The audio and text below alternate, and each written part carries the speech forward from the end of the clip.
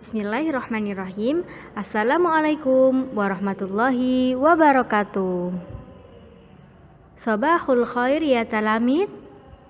How are you today? Ustazah, hope you are fine and always fight to study.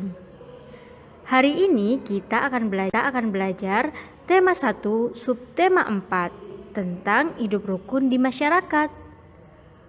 Nah, anak-anak, sebelum kita memulai pembelajaran, kita berdoa dulu yuk supaya pembelajaran menjadi bermanfaat dan juga kita selalu bersemangat. Berdoa. Selesai. Nah, insya Allah dengan doa yang sudah kita panjatkan tadi, pembelajaran kita menjadi bermanfaat. Selamat belajar anak-anak. Kemarin kita sudah belajar pembelajaran 1 dan 2. Hari ini kita akan belajar di pembelajaran 3 dan 4 anak-anak. Nah, coba Ustazah mau tanya, anak-anak masih ingat pembelajaran kemarin? Betul sekali. Tentang hidup rukun di masyarakat ya anak-anak. Salah satunya adalah dengan saling mengingatkan untuk hidup rukun di masyarakat. Anak-anak masih ingat ketika Ustazah bercerita tentang Badu dan Udin? Ketika Badu mengajak Udin membuang sampah di selokan dan Udin tidak mau anak-anak. Nah, akhirnya membuang sampahnya di tempat sampah ya. Betul, anak-anak masih ingat ternyata, alhamdulillah. Nah, anak-anak, dalam mengingatkan orang lain, kita harus menggunakan kalimat yang sopan. Kalimat yang sopan seperti apa, Ustazah? Kalimat yang sopan adalah kalimat yang tidak menyakiti orang lain, atau kalimat yang baik. Ustazah akan bercerita tentang kisah Jojo dan Jeci. Anak-anak mau mendengar? Perhatikan ya. Jadi siapa sih Ustazah Jojo dan Jeci ini? Jojo dan Jeci adalah saudara anak-anak. Mereka adalah jerapah. Jojo dan Jeci adalah jerapah yang masih muda. Mereka berdua memiliki seorang kakek. Berarti kalau sudah kakek itu sudah tua ya anak-anak ya. Nah, suatu hari kakek Jojo dan Jeci meminta tolong kepada mereka. Kira-kira Jojo dan Jeci mau ndak ya dimintai tolong sama kakeknya? Nah, simak kelanjutannya. Kakek Jeci dan Jojo meminta tolong kepada Jeci dan Jojo untuk melakukan sesuatu. Nah, apakah itu? Simak percakapannya ya anak-anak. Kakek berkata kepada Jeci dan Jojo, Jeci, Jojo, tolong ambilkan daun segar untuk kakek. Kemudian Jeci menjawab, tidak mau kek, saya sedang repot.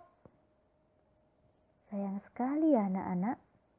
Kemudian Jojo menjawab, baik kek, saya akan mengambilkan daun segar untuk kakek. Nah, anak-anak, ternyata Jeci dan Jojo memiliki jawaban yang berbeda. Jeci tidak mau mengambilkan kakeknya daun segar karena dia sedang repot. Tetapi untunglah Jojo bisa mengambilkan kakeknya daun segar. Anak-anak, dari percakapan kakek, Jeci dan Jojo terdapat kalimat penolakan dan kalimat persetujuan. Yang seperti apa itu Ustazah? Nah, yang pertama ada kalimat penolakan. Seperti yang dikatakan Jeci kepada kakeknya. Kalimat penolakan adalah kalimat yang disampaikan untuk menolak sesuatu. Di cerita Jojo dan Jeci tadi, Jeci menolak untuk mengambilkan kakeknya daun segar, betul sekali. Jadi anak-anak, kalimat penolakan diucapkan atau disampaikan untuk menolak sesuatu. seperti JJ yang menolak untuk mengambilkan kakeknya daun segar. Tapi yang perlu diingat adalah ketika menolak sesuatu harus dengan sopan ya. Ustazah yakin anak-anak hebat kelas 2 adalah anak-anak yang sopan, luar biasa. Sedangkan kalimat persetujuan itu apa Ustazah? Kalimat persetujuan itu anak-anak seperti yang disampaikan cucu kepada kakeknya. Baik kek, saya akan mengambilkan daun segar untuk kakek. Itu namanya kalimat persetujuan anak-anak. Adalah kalimat yang disampaikan untuk menyetujui atau menerima sesuatu. Jadi, di cerita Cucu dan Cece, Cucu menyetujui untuk mengambilkan kakeknya daun segar. Nah, kalimat persetujuan juga harus disampaikan dengan sopan ya anak-anak. Karena dengan menyampaikan sesuatu dengan sopan, kita dapat menciptakan hidup rukun di masyarakat. Anak-anak setuju? Setuju. Ustazah punya contoh lagi nih buat anak-anak. Masih ingat pembelajaran hari lalu, Ustazah bercerita tentang Siti yang menolong ibu mengantarkan makanan untuk bapak-bapak yang sedang bekerja bakti?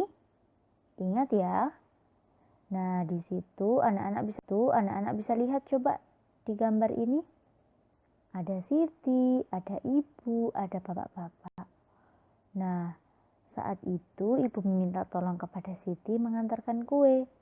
Dan Siti mengatakan, "Baik, Bu." Itu termasuk kalimat persetujuan anak-anak. Nah, ada lagi nih. Ketika Siti mengatakan, "Silakan air minumnya, Pak." Apa yang dikatakan bapak-bapak? "Terima kasih, Siti. Kebetulan Bapak sudah haus." Itu juga kalimat persetujuan anak-anak. Bapak menyetujui untuk mengambil dan menerima minuman dari Siti. Nah, ini ada lagi. "Kuenya silahkan, Pak." Nah, Siti menawarkan kue kepada Bapak.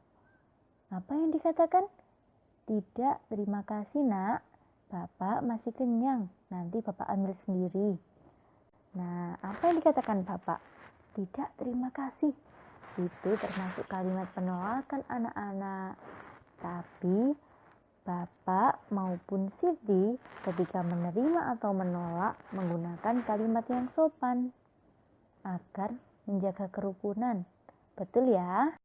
Contoh kalimat penolakan.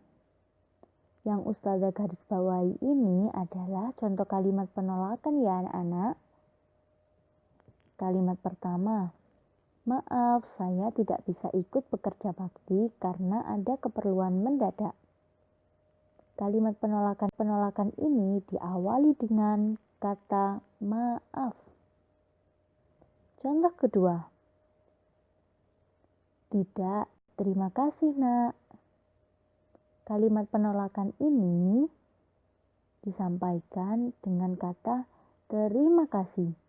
Kata tidak diikuti kata terima kasih untuk menyampaikan permohonan maaf dan menyampaikan rasa terima kasih.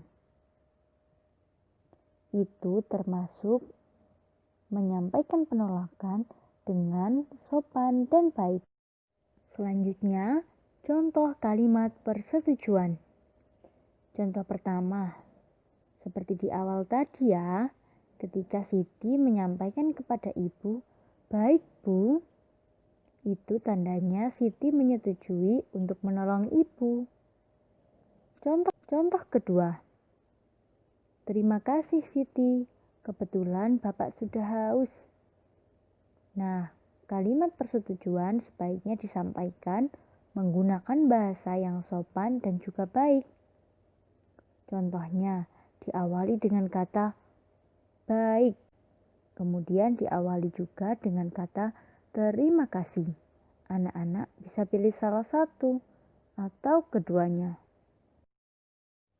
Alhamdulillah, hari ini kita telah belajar tentang kalimat penolakan dan kalimat persetujuan.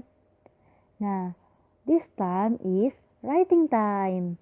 Anak-anak Tulislah kalimat penolakan dan persetujuan ya. Nulisnya di mana Ustazah? Mana Ustazah?